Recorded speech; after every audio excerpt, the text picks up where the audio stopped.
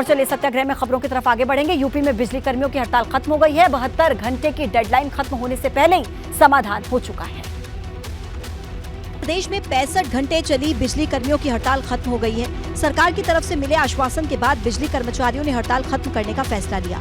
संघर्ष समिति के पदाधिकारियों और सरकार के बीच चली 3 राउंड की लंबी वार्ता के बाद हड़ताल खत्म करने का फैसला लिया गया। ऐसे में एक सकारात्मक वातावरण बना है और यह सांकेतिक हड़ताल थी, उसको एक दिन पहले हमने वापस लिया है और बिजली कर्मी काम पर वापस जाएंगे। जनता को तकलीफ न हो, बिजली की आपूर्ति को दुरुस्त करेंगे। बिजली कर्मचारियों और सरकार के बीच बिना शर्त की हड़ताल वापस करने का फैसला हुआ। ऊर्जा मंत्री ने यूपीपीसीएल के चेयरमैन को सभी मांगों को पूरा करने का निर्देश दिया। उन कार्रवाइयों को वापस लेने के लिए पावर कॉर्पोरेशन के चेयरमैन श्री देवराज जी को मैं अभी निर्देश दे रहा हूँ। वो इस काम को आगे एग्जामिन करके आगे बढ़ाएंगे। दरअसल अपनी मांगों को लेकर बिजली कर्मचारियों ने 72 घंटे की हड़ताल शुरू की थी, जिसके चलते प्रदेश में पूरब से पश्चिम तक बिजली संकट से हाहाकार मचा था और फिर सीएम योगी की सख्ती के बाद करीब 3000 बिजली कर्मचारियों को बर्खास्त कर दिया गया था। साथ ही 22 बिजली कर्मियों पर एस्मा और 29 कर्मचारियों पर केस दर्ज किया गया था। लेकिन अब हड़ताल खत्म होने के बाद जल्द बिजली संकट खत्म हो सकता है। सपा अध्यक्ष अखिलेश यादव ने कोलकाता में न सिर्फ 2024 को लेकर रणनीति फाइनल की, बल्कि यूपी सरकार को भी आड़े हाथों लिया और तमाम मुद्दों को लेकर यूपी की योगी सरकार को निशाने पर लिया। अखिलेश ने कहा कि भाजपा जनता से वोट मांगने के लिए झूठ बोलती है और सरकार बनने पर चुनावी वादों पर अमल नहीं किया जाता। वहीं अखिलेश यादव ने यूपी की कानून व्यवस्था को भी कटघरे में खड़ा कर दिया। सरकार पर तीखा हमला भी बोला और खासकर उत्तर प्रदेश की सरकार पर सबसे ज्यादा आरोप लगे हैं फेक इनकाउंटर्स के। और केवल ये आंकड़ा देख रहे हैं आप, वहीं ये आंकड़े भी आप देखें कि सबसे ज्यादा कस्टोडियल डेथ अगर कहीं आंकड़े बढ़े हैं तो उत्तर प्रदेश में बढ़े हैं। यूपी की सरकार पर सवाल खड़े करते हुए अखिलेश यादव ने फिर एक बार जातीय जनगणना का मुद्दा उठाया। बाबा साहेब के अपमान से जोड़ते हुए सरकार पर तंज भी कसा। जातीय जनगणना होनी चाहिए, उसके पक्ष में है। बिना उसके सामाजिक न्याय संभव नहीं है और जितना भी प्राइवेटाइजेशन होगा उतना ही बाबा साहब भीमराव अम्बेडकर जी के दिए हुए अधिकारों का हनन होगा। अखिलेश यादव के सियासी तीर यहीं खत्म नहीं हुए। यूपी के बिजली संकट को लेकर भी अखिलेश ने सीएम योगी पर सीधे हमला बोला। मुख्यमंत्री जी खुद चाहते हैं कि उत्तर प्रदेश में बिजली का संकट हो और इसी के बहाने हम उत्तर प्रदेश के सब कारखानों को बेच करके प्राइवेट हाथों में दें। चलिए सत्याग्रह में आगे बढ़ते हैं। बसपा विधायक राजू पाल हत्याकांड के गवाह उमेश पाल शूटआउट में प्रयागराज के जिलाधिकारी ने बड़ा फैसला लिया है और प्रयागराज के डीएम संजय खन्नी ने दोनों एनकाउंटर के मजिस्ट्रियल जांच के आदेश दिए और एडीएम प्रशासन हर्षदेव पांडे को मामले की जांच सौंपी। दरअसल दोनों शूटर्स के एनकाउंटर की जांच होगी, अरबाज और उस्मान के एनकाउंटर की जांच होगी। मुठभेड़ को लेकर लोग एडीएम को जानकारी दे सकते हैं। मुठभेड़ से जुड़े गोपनीय साक्ष्य भी दिए जा सकते हैं। 31 मार्च की शाम 5 बजे तक जानकारी दी जा सकेगी। आपको बता दें कि 24 फरवरी को उमेश पाल और उनके दोनों सरकारी गनर को सरेआम मौत के घाट उतारा गया था, जिसके बाद पुलिस ने कार्रवाई करते हुए अतीक गैंग के 2 शार्प शूटर्स को मुठभेड़ में ढेर कर दिया था। 27 फरवरी को धूमनगंज इलाके में अरबाज और 6 मार्च को कौंधियारा इलाके में उस्मान को एनकाउंटर में मार गिराया था। ऐसे में पुलिस एनकाउंटर पर उठे सवालों को लेकर डीएम ने जांच के आदेश दिए हैं। दूसरी तरफ शूटआउट कांड के फरार आरोपियों पर शिकंजा तेज किया जा रहा है। अतीक की पत्नी शाइस्ता परवीन पर जहां इनाम घोषित किया गया है, वहीं अतीक के बेटे और हत्याकांड में शामिल असद की भी तलाश जारी है। इसके अलावा अतीक एंड फैमिली के मददगारों पर भी जांच टीम की पैनी नजर है। 24 फरवरी को प्रयागराज में उमेश पाल और उनके गनर्स पर हमले का एक और नया सीसीटीवी फुटेज सामने आया। ये तस्वीरें उमेश पाल के घर के गेट के ठीक सामने लगे सीसीटीवी में कैद हुई थी, जब 24 फरवरी को घर की तरफ जाने वाली गली के बाहर गाड़ी से उतरते ही उमेश पाल पर हमला हो गया था। 17 मार्च को गली में मेन रोड की तरफ लगे सीसीटीवी की तस्वीर सामने आई थी और अब उसी गली में उमेश पाल के घर के सामने लगे कैमरे में हमले के वक्त की तस्वीर सामने आई। 52 सेकंड के इस फुटेज में साफ देखा जा सकता है कि कैसे हमलावरों से बचने के लिए उमेश पाल के सुरक्षा कर्मी राघवेंद्र भागकर गली में आते हैं, लेकिन हमले के दौरान बम बरसा रहे आरोपी गुड्डू मुस्लिम के द्वारा चलाया गया एक बम सीधे सिपाही राघवेंद्र को लग जाता है और बुरी तरह से घायल होकर राघवेंद्र गली के छोर पर जाकर उमेश पाल के घर के गेट के सामने जा गिरता है। जिस वक्त गली में गुड्डू मुस्लिम ने बम मारा, उसी वक्त गली में अफरा तफरी मच जाती है और घायल सिपाही राघवेंद्र जमीन पर गिरकर तड़पता रहता है। हालांकि बाद में उमेश पाल का एक पड़ोसी हिम्मत दिखाते हुए घायल सिपाही राघवेंद्र को बचाने के लिए उठाकर अपने घर के अंदर ले जाता है। इस हमले में घायल हुए सिपाही राघवेंद्र की बाद में इलाज के दौरान मौत हो गई थी। कोलकाता में चल रही समाजवादी पार्टी की 2 दिवसीय बैठक खत्म हो गई है। राष्ट्रीय कार्यकारिणी की इस बैठक की अध्यक्षता पार्टी प्रमुख अखिलेश यादव ने की है। सपा की इस बैठक में यूपी समेत देश भर के पार्टी नेता शामिल हुए। अगले साल होने वाले लोकसभा चुनावों को लेकर सियासी रणनीति पर मंथन हुआ। इसके साथ ही सपा अध्यक्ष अखिलेश यादव ने कोलकाता से भाजपा सरकार पर हमला बोला। 2024 चुनाव को लेकर बड़ा दावा भी कर दिया कि उत्तर प्रदेश में समाजवादी पार्टी के साथ जो गठबंधन हैं, जो गठबंधन दल हैं, उनसे मिलकर के 80 की 80 सीटें भारतीय जनता पार्टी को हराने का काम करेंगे। भाजपा को शिकस्त देने के दावे के साथ ही अखिलेश ने गठबंधन पर भी बात रखी। बैठक में औपचारिक ऐलान करने की जगह इशारों में ही अखिलेश ने साफ संदेश दे दिया। कांग्रेस से दूरी बरकरार रखते हुए क्षेत्रीय दलों के साथ ही कदम ताल करने का इशारा किया। फार्मूला नहीं बताया जाएगा, फार्मूला यही है कि भारतीय जनता पार्टी को हराया जाए। दरअसल यूपी में अभी सपा का राष्ट्रीय लोकदल और अपना दल कमेरावादी के साथ गठबंधन है। इसके अलावा टीएमसी का भी समर्थन है, जिसके दम पर अखिलेश ने 24 फतह की हुंकार भरी है। इसके साथ ही मोदी सरकार पर भी सवाल दागे हैं। आज महंगाई चरम सीमा पर है, बेरोजगारी चरम सीमा पर है और अन्याय भी चरम सीमा पर है। महाराजगंज जेल में बंद सीसामऊ सीट से सपा के विधायक इरफान सोलंकी के परिवार ने सीएम योगी से गुहार लगाई। जेल में बंद इरफान की पत्नी और मां ने मुख्यमंत्री से चिट्ठी लिखकर इरफान को रमजान से पहले कानपुर जेल में शिफ्ट करने की मांग की है। साथ ही इरफान की बीमारी का हवाला देते हुए माफी भी मांगी है। मुख्यमंत्री जी सबकी परेशानी सुनते हैं, तो हम चाह रहे हैं कि हमारी इतनी तकलीफें दूर हो जाए, तो वापस कानपुर आ जाएंगे तो उससे हमें बहुत आसानी हो जाएगी। महाराजगंज आना जाना बहुत दिक्कत। वहीं इरफान के परिवार ने महाराजगंज जेल के प्रशासन पर भी सवाल खड़े किए। आरोप है कि जानबूझकर बार-बार तारीख लगाई जा रही है और इरफान से जेल में मिलने भी नहीं दिया जाता। साथ में ये भी बताया गया है कि एक वकील और मुवक्किल के बीच का जो रिश्ता होता है, जेल मैनुअल में, प्रिजन एक्ट में सभी में लिखा गया है कि एक वकील को उसके मुवक्किल से अकेले में कारागार के अंदर मिलने दिया जाए, लेकिन वहाँ पर वो भी नहीं हो रहा है। महाराजगंज जेल अधीक्षक मिलने ही नहीं देते हैं। एक वकील की भी वो फोटो खिंचवाने लगते हैं। इन आरोपों के साथ ही परिवार ने सीएम योगी से न्याय की गुहार लगाई। नम आंखों के साथ इरफान की मां ने भी सीएम योगी से अपील की। योगी जी जो है भैया वो कर दे, बच्चों को यहाँ ले ले, और जो कुछ है भैया गलती हम उनकी तरफ से क्षमा मांगते हैं, मेरे बच्चों को छुड़वा दे। जो कुछ मुकदमे फर्जी मुकदमे लिखे जा रहे हैं। दरअसल इरफान सोलंकी पिछले साल 2 दिसंबर से आगजनी समेत कई आपराधिक मामलों में जेल में बंद है और उन्हें कानपुर जेल से महराजगंज जेल में शिफ्ट किया गया था। यूपी के एक जिले में सहकारी समिति के चुनाव को लेकर बवाल हो गया। 2 गुटों के बीच हंगामे ने प्रशासन पर सवाल खड़े कर दिए। हंगामे और पथराव की ये तस्वीरें पीलीभीत के पूरनपुर इलाके से सामने आई, जहां भगवंतापुर गांव में चुनाव बूथ पर भगदड़ मच गई। यहां सहकारी समिति के अध्यक्ष पद पर चुनाव को लेकर 2 पक्ष आपस में भिड़ गए। देखते ही देखते दोनों गुटों के बीच जमकर मारपीट और पत्थरबाजी की गई। इसके बाद पुलिस की तरफ से भी हवाई फायरिंग की बात सामने आई। हालांकि इस बवाल में एक दारोगा समेत कई लोगों के घायल होने की खबर है।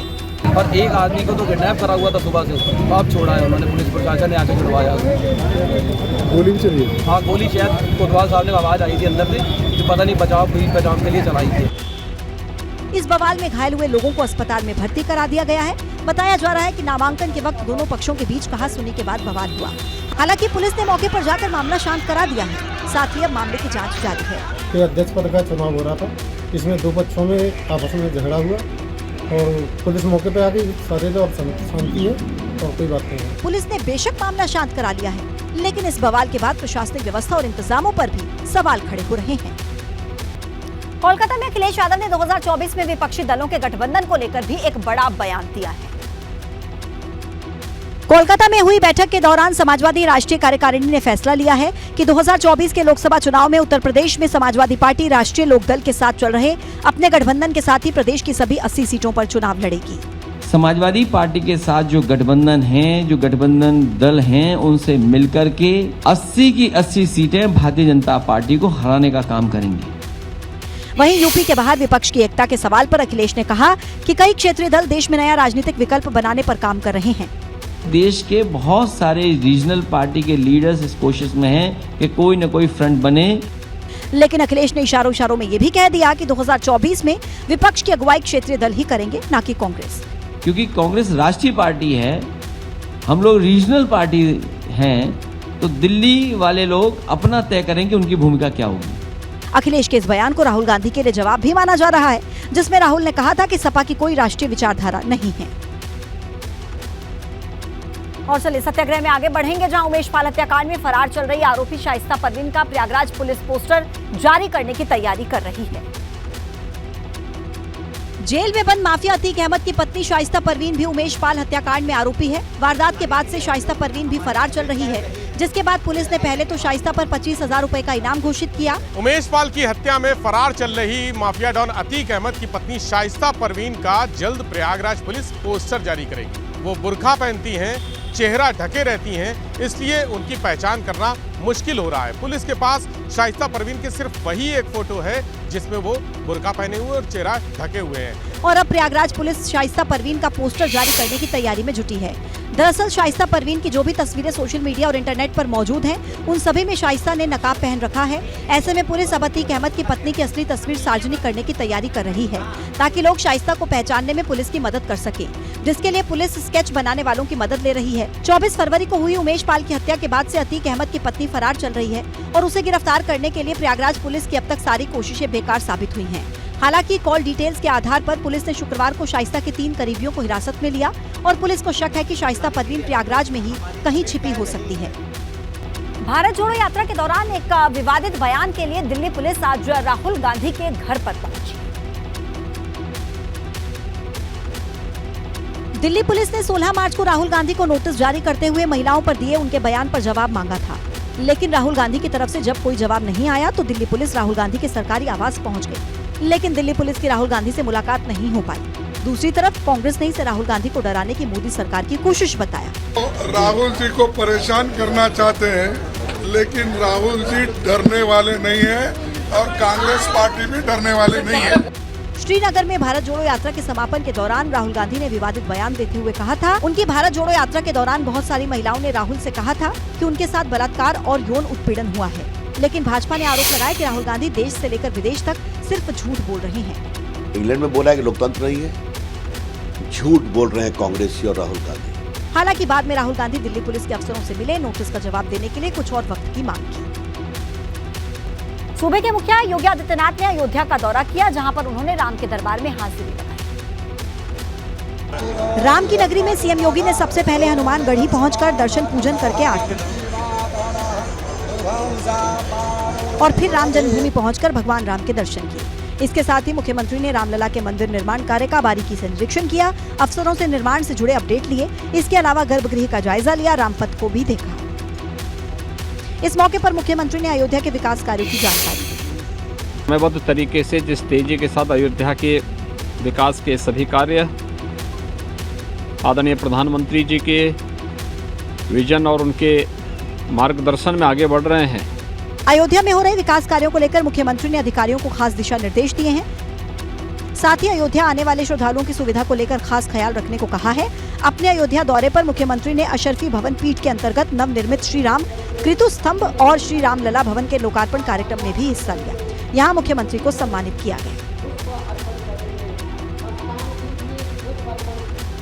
सीएम योगी ने वाराणसी को लेकर नया रिकॉर्ड बनाया है। 6 साल के अपने कार्यकाल में उन्होंने 113 बार काशी का दौरा किया। शनिवार को सीएम योगी ने 113वीं बार काशी में कदम रखा था। बतौर मुख्यमंत्री वो काशी विश्वनाथ मंदिर और काल भैरव मंदिर में 100 बार पूजा कर रिकॉर्ड बना चुके हैं। योगी आदित्यनाथ जी जैसा इनके नाम के साथ है, एक गोरक्षपीठाधीश्वर हैं और मुझे लगता है कि वो हृदय से भगवान के प्रति अनुरक्त हैं। अब तक के रिकॉर्ड को देखें तो मुख्यमंत्री ने पिछले 6 साल में औसतन हर 21 दिन पर काशी विश्वनाथ मंदिर में पूजा की है। 72 महीनों में 100 बार बाबा विश्वनाथ धाम पहुंचने वाले पहले सीएम बन गए हैं। लेकिन अब इस रिकॉर्ड पर सियासत भी तेज हो गई है। धर्म उनका व्यक्तिगत मामला है, लेकिन पद उनका कर्तव्य पद है। इस कर्तव्य पद पर संविधान के अनुसार सभी धर्मों को समान रूप से आदर करना चाहिए और उसी दृष्टि से देखना चाहिए। वो सनातन का पुनर्जागरण कर रहे हैं और ये विश्वनाथ धाम में मत्था टेक करके वो एक बड़ा संदेश दे रहे हैं, देश ही नहीं पूरे विश्व में। आपको बता दें कि मुख्यमंत्री ने पिछले साल 9 सितंबर को काशी दौरे की सेंचुरी लगाई थी और ये रिकॉर्ड अपने नाम करके एक नया कीर्तिमान लिखा था। अगली खबर है नोएडा से, जहां पुलिस ने अपनी मुस्तैदी से एक शख्स की जान बचाई। नोएडा में पुलिस कमिश्नरेट की तत्परता से एक शख्स की जान जाते जाते बच गई। मामला ग्रेटर नोएडा के दनकौर थाना क्षेत्र का है, जहां सोशल मीडिया प्लेटफॉर्म इंस्टाग्राम पर एक युवक ने फांसी के फंदे की तस्वीर शेयर करते हुए लिखा कि आज मैं खत्म हो जाऊंगा, जिसके बाद सोशल मीडिया प्लेटफॉर्म की तरफ से नोएडा पुलिस को सूचना भेजी गई। सोशल मीडिया की मॉनिटरिंग के दौरान उन्हें एक इंस्टाग्राम पर पोस्ट मिला जिसमें फांसी का फंदा लगाए युवक ने अपनी फोटो डालते हुए आज वो खत्म हो जाएगा के नाम से पोस्ट डाली थी। उसको लोकेशन निकाल कर उन्होंने तत्काल गौतम बुद्ध नगर जनपद के सोशल मीडिया सेल को अलर्ट भेजा। खुदकुशी की कोशिश की सूचना मिलते ही नोएडा पुलिस का मीडिया सेल सक्रिय हो गया और युवक की लोकेशन ढूंढकर दनकौर के चंद्रावली गांव में उस घर पहुंच गया और युवक को खुदकुशी से रोक दिया गया। तत्परता से काउंसलिंग कराते हुए उसको एक सुखद मानसिक फ्रेम में लाते हुए वापस भेजा गया है। युवक घरेलू झगड़े की वजह से परेशान था, इसी वजह से उसने खुदकुशी का फैसला लिया था। बाद में पुलिस ने परिवार को बुलाकर उसकी काउंसलिंग कराई, जिसके बाद युवक ठीक है। पीलीभीत में सहकारी समिति के चुनाव में दो पक्ष भिड़े, जमकर की पत्थरबाजी। बिजनौर में शिकार की तलाश में घूम रहा गुलदार, राहगीरों ने गुलदार का वीडियो बनाकर किया वायरल। फतेहपुर में गर्भवती महिला को लेकर जा रही एम्बुलेंस दलदल में फंसी, घंटों दलदल में फंसी एम्बुलेंस में तड़पती रही गर्भवती महिला। देहरादून में उत्तरांचल यूनिवर्सिटी छात्रों ने जमकर काटा बवाल, चीफ वार्डन पर महिला वार्डन के साथ यौन शोषण करने का आरोप। रामनगर में चाय की दुकान हटाने पहुंची टीम का विरोध, भाजपा कार्यकर्ताओं और अधिकारियों के बीच हुई तीखी नोकझोंक। देहरादून के जॉली ग्रांट एयरपोर्ट का बदलेगा नाम, अब एयरपोर्ट का नाम होगा अटल एयरपोर्ट।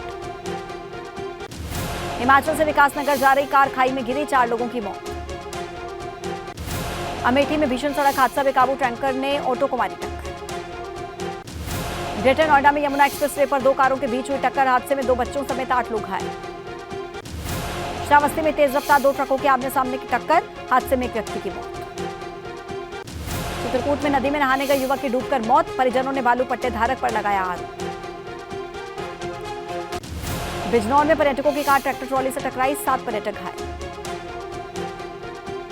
प्रतापगढ़ में मुख्य पावर हाउस के ट्रांसफार्मर में लगी आग, मौके पर मौजूद लोगों ने कड़ी मशक्कत के बाद आग पर पाया काबू। सिद्धार्थनगर में देर रात फर्नीचर की दुकान में लगी आग लगने से लाखों का फर्नीचर जलकर राख। हापुड़ के पिलखुवा में बिजली घर में लगी आग, बिजली विभाग के संविदा कर्मियों ने कड़ी मशक्कत के बाद आग पर पाया काबू। गाजियाबाद पुलिस ने युवक की संदिग्ध मौत के मामले में किया खुलासा, युवक की पत्नी ने ही प्रेमी के साथ मिलकर की थी हत्या।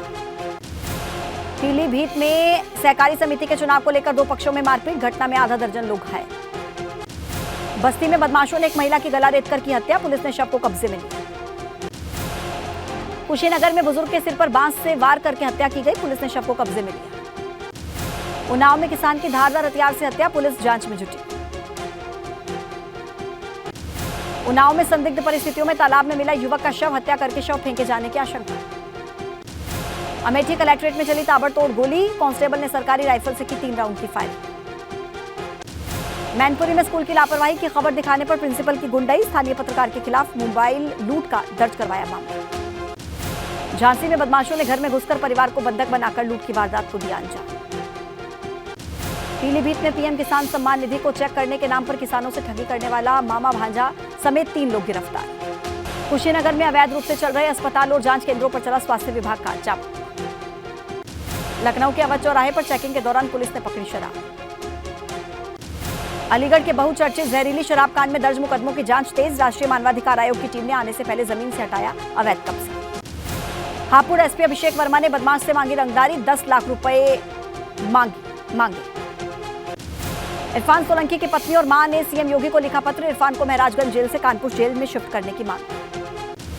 गोरखपुर में जीडीए खोराबार टाउनशिप और एमडीसीडी योजना लॉन्च करने की तैयारी, जल्द ही हर वर्ग के लोगों का आवास का सपना हो सकता है। कोलकाता में सपा की बैठक को लेकर राज्य मंत्री सतीश चंद्र शर्मा ने सपा पर साधा निशाना, कहा कि अराजकता गुंडागर्दी से प्रदेश की जनता परेशान है। कांग्रेस नेता आराधना मिश्रा ने कानून व्यवस्था को लेकर योगी सरकार पर बोला हमला, कहा प्रयागराज की घटना कानून व्यवस्था की पोल खोलती है। रुद्रपुर नगर निगम की बोर्ड बैठक में जमकर हंगामा, इस दौरान कांग्रेस के पार्षदों ने रुद्रपुर के मेयर रामपाल सिंह पर भ्रष्टाचार के आरोप लगाए। हरिद्वार के ऋषिकुल ऑडिटोरियम में पशु चिकित्सा एवं आयुर्वेद संगोष्ठी आयोजित, सीएम धामी ने की शिरकत। उधम सिंह नगर में एनएच भूमि मुआवजे के बाद एनएच में घोटाला सामने आया। कर्णप्रयाग में भाजपा सांसद तीरथ सिंह रावत ने शक्ति केंद्र पर बूथ सशक्तिकरण कार्यक्रम में की शिरकत और राज्य सरकार की योजनाएं गिनाई। राज्यसभा सांसद नरेश बंसल ने गिनाई राज्य सरकार की उपलब्धियां, कहा बजट में हर वर्ग का ध्यान रखा गया। विधानसभा के बजट सत्र पर बोले यशपाल आर्य, कहा कि सही समय पर और समय से पहले ही सत्र को खत्म कर दिया गया। विकासनगर में जल विद्युत निगम की जमीन पर हुए अतिक्रमण पर कार्रवाई, 500 मकानों पर लगे अतिक्रमण के निशान। हरिद्वार में चेकिंग के दौरान पुलिस को मिली सफलता, पुलिस ने स्मैक के साथ तस्कर को गिरफ्तार किया। उधम सिंह नगर के रुद्रपुर में कोविड-19 के दौरान लगाए गए 102 कर्मचारियों की नौकरी से निकाल दिया गया। पौड़ी जिले में 147 संविदा स्वास्थ्य कर्मियों को स्वास्थ्य विभाग ने 6 महीने के भुगतान के बिना ही निकाल दिया। अल्मोड़ा में कृषि विभाग किसान समूह ने मोटे अनाज को करेगा सक्रिय, विभाग ने शुरू की कवायद। रुड़की के नारसन बॉर्डर से ANPR कैमरे वाहनों पर रखेंगे नजर, नियमों का उल्लंघन किया तो होगा सीधा चालान। केदारनाथ पैदल मार्ग पर यात्रियों की सुरक्षा के लिए अब लगेगी रेलिंग, धाम में बर्फबारी होने से पुनर्निर्माण कार्य शुरू नहीं हो पा रहा। काठगोदाम से भीमताल तक कुमाऊं मंडल विकास निगम और यूथ हॉस्टल फाउंडेशन ने 42 किलोमीटर की सफल साइकिल रैली आयोजित। महोबा में तेज हवाओं के साथ बारिश और ओलावृष्टि ने किसानों की चिंता को बढ़ाया। झांसी में बारिश ने बढ़ाई किसानों की दिक्कत, बर्बादी की कगार पर किसानों की फसलें। अमेठी में बारिश और ओलावृष्टि से किसान की खड़ी गेहूं की फसल बर्बाद। एटा में बिगड़ा मौसम का मिजाज, मूसलाधार बारिश के बाद सड़कों पर विजिबिलिटी हुई काफी कम। मौसम खुलते ही बद्रीनाथ धाम का नजारा दिखा बेहद खूबसूरत, 27 अप्रैल को खुलेंगे बाबा बद्री के कपाट। आगरा में भाजपा ने व्यापारी सम्मेलन किया, व्यापारी सम्मेलन में आबकारी मंत्री नितिन अग्रवाल ने की शिरकत। श्रावस्ती में साधन सहकारी समिति संघ का चुनाव शांतिपूर्ण संपन्न, कड़ी सुरक्षा भी रही चाक चौबंद। कुशीनगर में गोंड जाति के धन्यवाद जनसभा में पहुंचे राज्य मंत्री असीम अरोड़ा। आगरा में भारतीय किसान यूनियन का दूसरे दिन भी धरना जारी, बिजली को लेकर आक्रोशित कार्यकर्ताओं का धरना प्रदर्शन। उन्नाव में राष्ट्रपति के अभिभाषण पर आयोजित संगोष्ठी में शामिल हुए बीजेपी प्रदेश अध्यक्ष भूपेंद्र चौधरी। घर वापसी पर बोले काशी सुमेरु पीठाधीश्वर जगत गुरु शंकराचार्य स्वामी नरेंद्रानंद सरस्वती महाराज, धर्मांतरण करने वालों की होगी घर वापसी। उन्नाव के अंडरपास बनाने की मांग को लेकर प्रदर्शन, लखनऊ कानपुर एक्सप्रेसवे पर अंडरपास बनाने की मांग। बहराइच में जाति प्रमाण पत्र जारी न होने पर कांदू समाज के लोगों ने दी धर्म परिवर्तन की चेतावनी। अभिनेत्री स्वरा भास्कर का बरेली में उनके ससुराल पहुंचने पर हुआ जोरदार स्वागत। चित्रकूट में बागे नदी में डूबने से एक युवक की मौत हो गई, परिजनों ने बांदा के बालू पट्टे धारक पर अवैध खनन का आरोप लगाया।